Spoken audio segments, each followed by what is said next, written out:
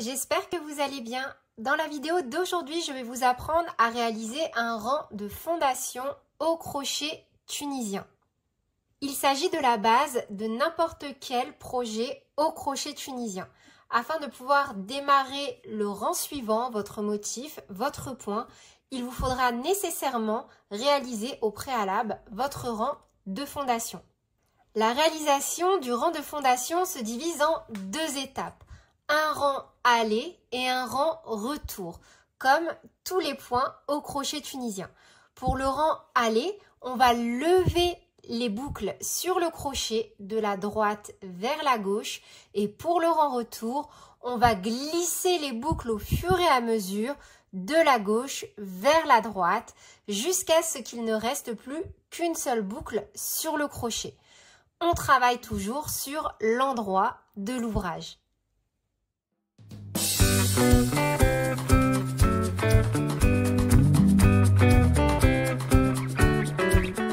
On commence par monter une maille chaînette du nombre de mailles en l'air souhaité. On fait donc un nœud coulant sur notre crochet, puis on vient monter le nombre de mailles en l'air que l'on souhaite.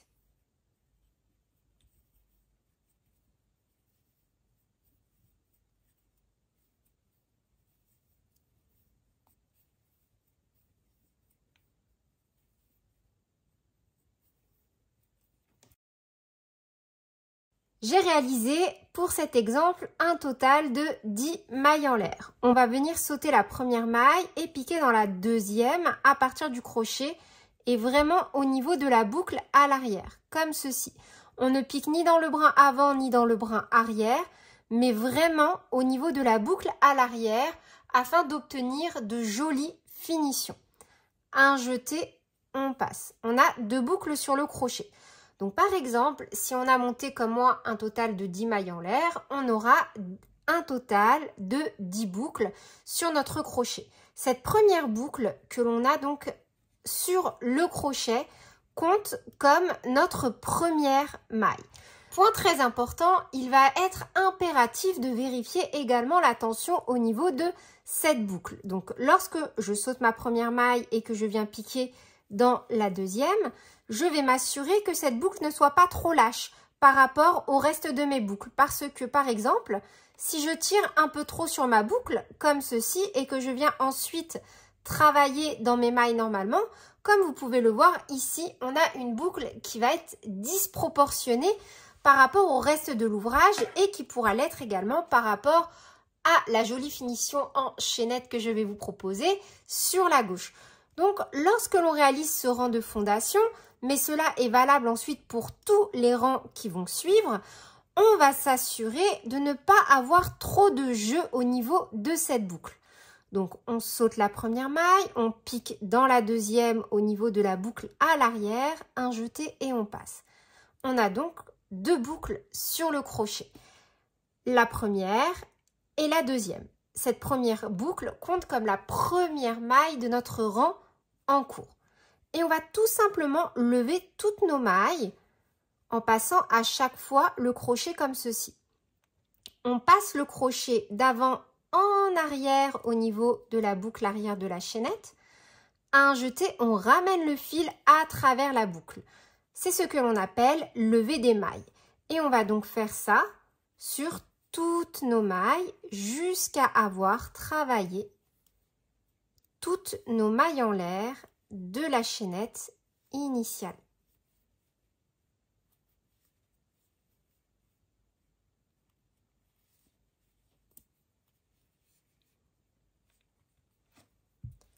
Comme vous pouvez le voir, en ayant travaillé de cette façon-là, on obtient déjà une jolie finition sur la bordure du bas. C'est vraiment très important de le prendre en considération pour deux raisons. La première est la plus évidente. Par exemple, si on vient réaliser une écharpe, cette finition va se voir. Il faut avoir la même finition au début et à la fin de l'écharpe, pardon.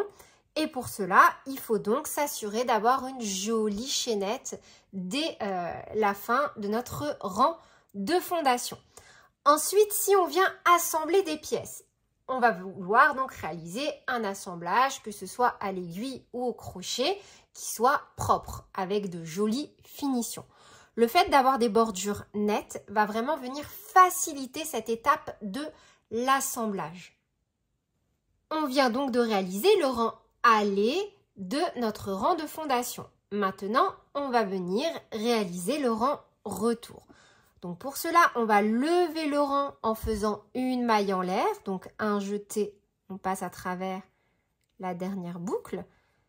Et on a donc levé le rang en faisant une maille en l'air. Et vous voyez à chaque fois cette maille en l'air qui va venir constituer également une jolie chaînette au fur et à mesure sur la bordure de gauche.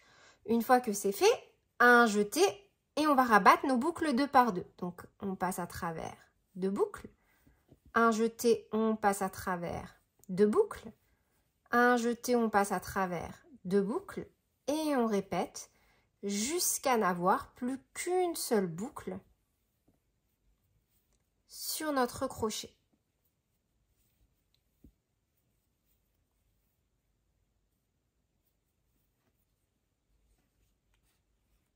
On vient donc de réaliser un rang de fondation.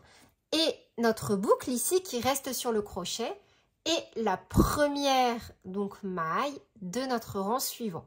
Cette boucle constitue la lisière qui va apparaître sur le côté droit de votre ouvrage. Et voilà, c'est tout pour la réalisation du rang de fondation. Si vous souhaitez apprendre les bases du crochet, découvrir des motifs et des modèles au crochet tunisien, je vous invite à me rejoindre sur mon site internet www.lecrochetdeplume.com. Et sur ce, je vous fais plein de bisous. Prenez bien soin de vous et à très bientôt pour de nouveaux tutoriels. Salut!